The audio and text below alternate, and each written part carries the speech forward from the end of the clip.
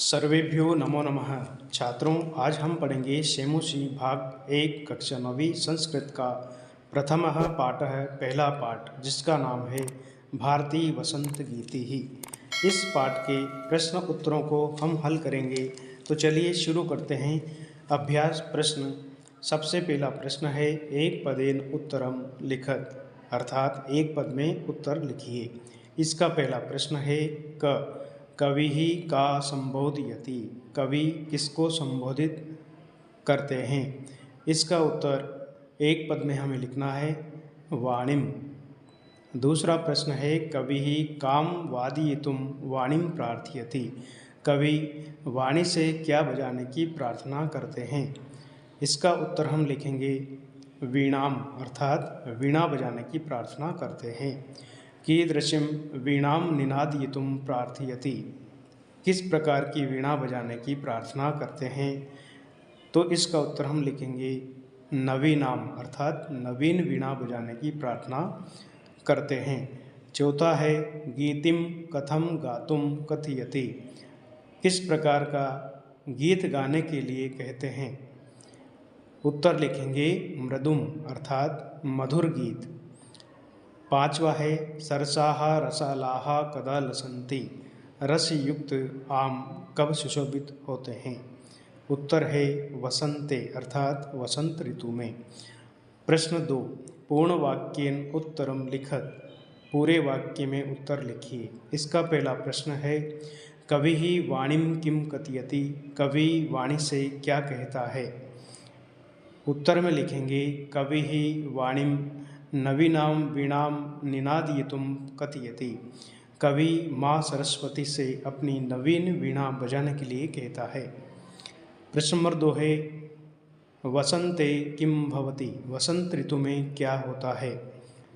एक वाक्य में उत्तर लिखेंगे, वसंते मधुर मंजरी पिंजरी भूतमाला सरसाः रसालाः लसन्ति एवं ललित कोकिला काकलीनाम कलापाः शोभन्ते।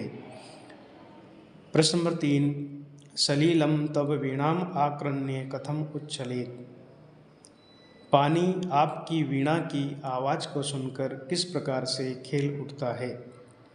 सलीलम तव वीणाम आकृण्य सलीलम उच्छलेत, हे माँ सरस्वती, पानी भी आपकी आवाज़ को सुनकर के लीलापूर्वक उछलने लग जाता है। अगला प्रश्न है, कवि ही कस्याः तीरे मधुमाधवी नाम नताम पंक्तिम अवलोक्य वीणा वादितुम भगवतीम भारतीम कथयति, कवि किस नदी के किनारे पर मालती लताओं की झुकी हुई पंक्तियों को देखकर माँ सरस्वती से वीणा बजाने की प्रार्थना करते हैं। एक वाक्य में हम इसका उत्तर लिखेंगे, कवि ही कालिंदात्मजायाः तीरे मधुमाधवी नाम नताम पंक्तिम अवलोक्य वीणा वादितुम भगवतीम भारतीम कथयति, अर्थात यमुना नदी के किनारे पर झुकी हुई पंक्तियों को देखकर माँ सरस्वती से वीणा बजाने की प्रार्थना करते हैं।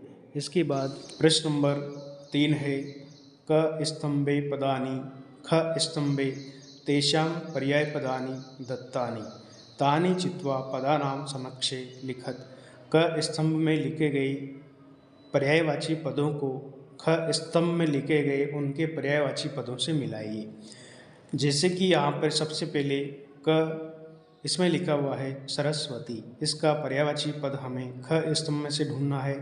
तो हम इसको मिलाएंगे चौथे नंबर से वाणी से। सरस्वती का पर्याय शब्द होगा वाणी।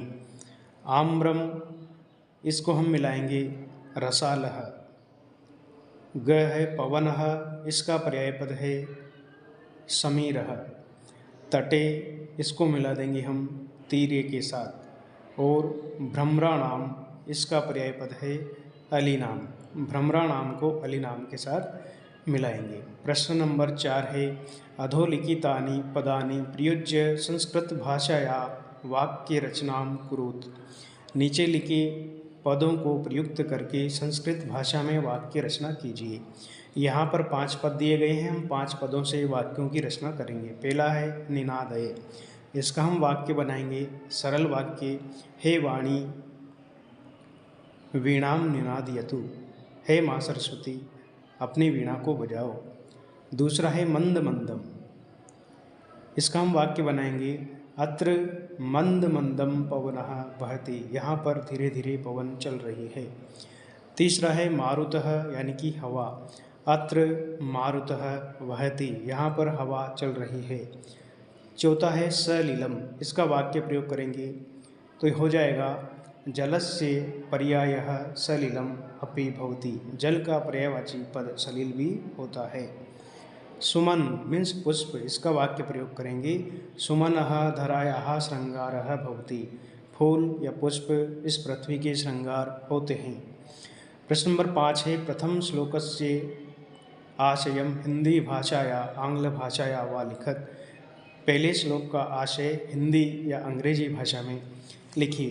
तो यहाँ पर हम पहले श्लोक का हिंदी भाषा में अनुवाद लिखेंगे। पहला श्लोक है निनादय नवीना मये वाणि वीणा मृदुंगाय गीतिं ललित नीतिलीना मधुरमंजरी पिंजरी भूतमाला वसंते लसन्तिह सरसारसाला कलापललित कोकिला काकलीनां निनादय नवीनां अये वाणि वीणाम्। इस श्लोक का अर्थ है इस वसंत में मधुर मंजरियों से पीली हो गई सरस आम के वृक्षों की माला सुशोभित हो रही है। मनोहर काकली यानी कि बोली में कूक में कोयलों के समूह सुंदर लग रहे हैं। हे वाणी अपने नवीन वीणा को बजाओ, हे माँ सरस्वती अपने नवीन वीणा को बजाओ। इस प्रकार से कवि ने माँ सरस्वती से कहा। अंतिम प्रश्न है प्रश्न नंबर 6 अधोलिखित पदानाम विलोम पदानि लिखत। पहला है कठोरम, इसका विलोम पद होगा मृदुम। दूसरा है कटु, इसका विलोम पद होगा मधुर। तीसरा है शीघ्रम, इसका विलोम पद होगा मंद मंदम। चौथा है प्राचीनम, इसका विलोम पद होगा नवीनम। पांचवा है नीरसः, इसका विलोम पद होगा सरसः। प्रथम पाठ के प्रश्न उत्तरों को हल किया है। आशा करता हूँ आपको यह वीडियो ज़रूर अच्छा लगा होगा। यदि अच्छा लगे तो आप मेरे चैनल को सब्सक्राइब अवश्य करें। वीडियो देखने के लिए आप सभी का बहुत बहुत धन्यवाद।